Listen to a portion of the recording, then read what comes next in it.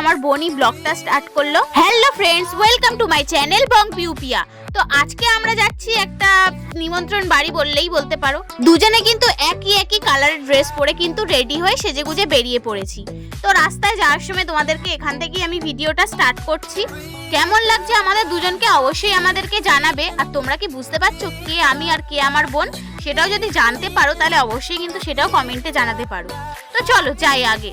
আর কোথায় যাচ্ছি না যাচ্ছি পুরো ভিডিওটা দেখো, বুঝতে পারবে।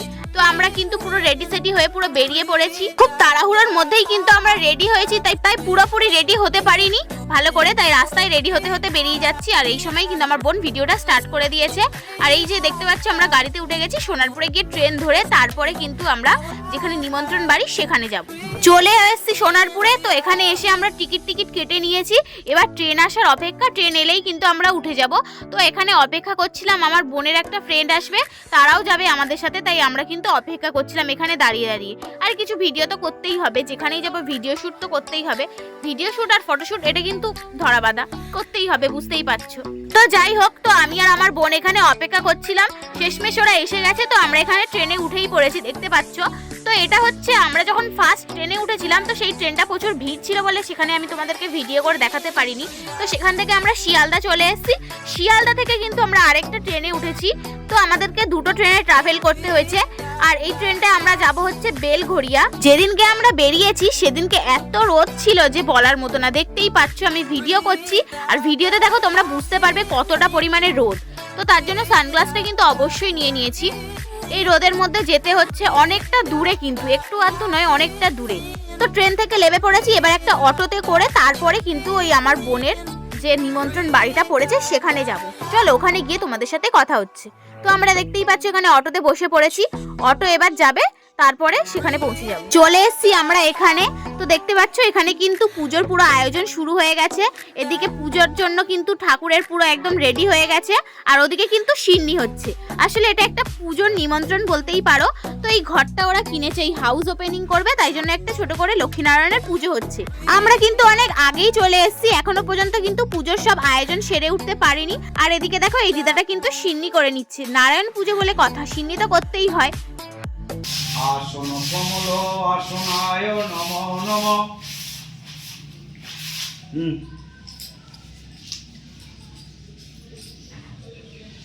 ওং প্রত্যেত্তয়া ধিতা লোকা দেবিত্যং বিষ্ণুনাং ধিতা তঞ্চোদ্ধারায় মাং নিত্যায় পবিত্রায় কুরু চাসনায় নমো নমঃ।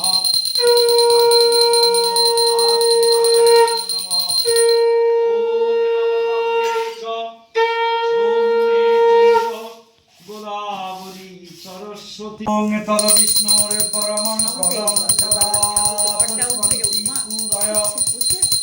ওং তদ বিষ্ণুর পরমং পদং সদা প্রস্পন্তি পুরায়।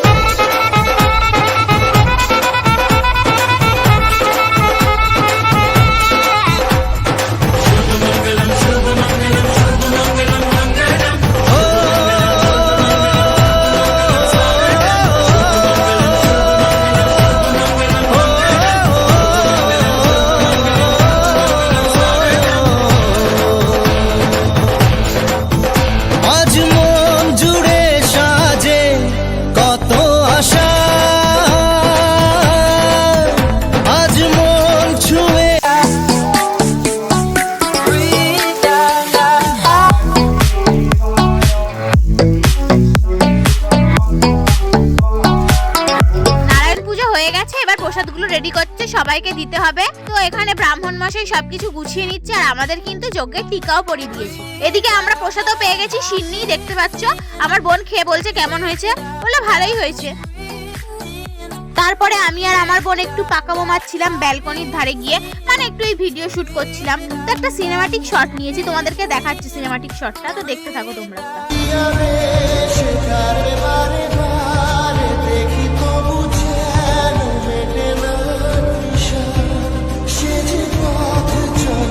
বুকে ঝড় তুলে